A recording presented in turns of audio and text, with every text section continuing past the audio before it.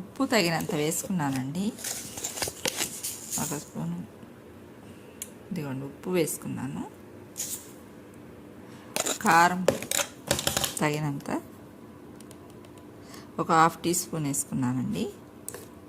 తర్వాత కొంచెం ఒక చిటికెడు ఇంగువ కూడా వేసుకున్నాను.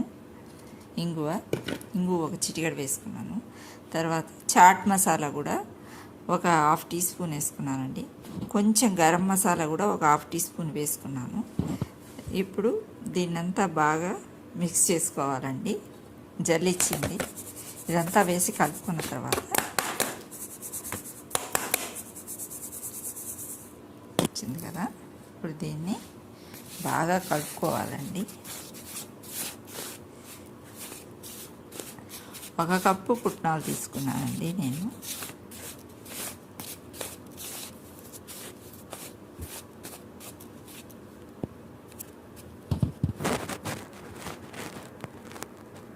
ఇది మనకి మామూలుగా ఇంట్లో శనగపిండి లేదనుకోండి, అప్పుడు దాన్ని ఇలా కూడా చేసుకోవచ్చు.